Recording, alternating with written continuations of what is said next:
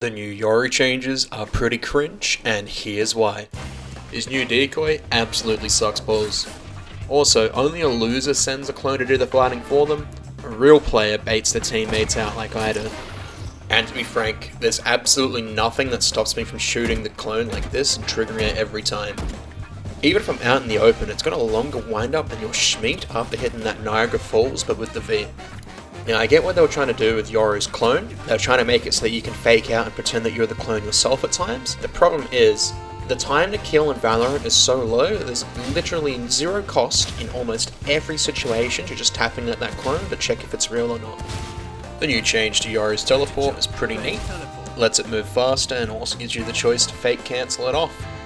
Only problem is it leaves a puddle of piss when you chicken out, letting the enemies know that you're an absolute pussy. I give it a solid plus rep and minus rep, leaving it at the slightly plus rep standard. Moving on, Yoru's ult finally got the vision debuff removed, changing it from the Stevie Wonder experience to the Jimmy Cliff POV. If you know, you know. Enemies also can't see you anymore when you're in your ult, which is no different to your normal gameplay, as we already know Yoru is dead 90% of the time anyway.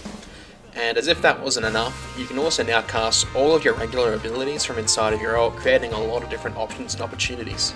Now this sounds all fine and dandy, but there is one big drawback besides the obvious fact of locking in Yoru, and that is that you now make noise when you're running your ult.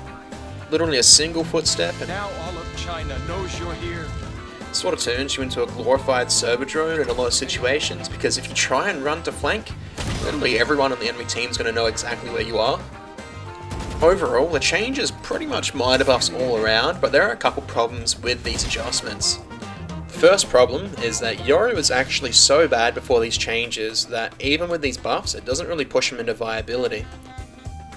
The problem after is that Yoru doesn't really fill any box in the game. He doesn't really have a specified role. He's sort of a, jack of all trades, master of none. He's more of a cross between an initiator and a duelist than just a straight up duelist. But if you're looking for that, we've already got Skye who fills that role far better, and also KO who fills that role far better.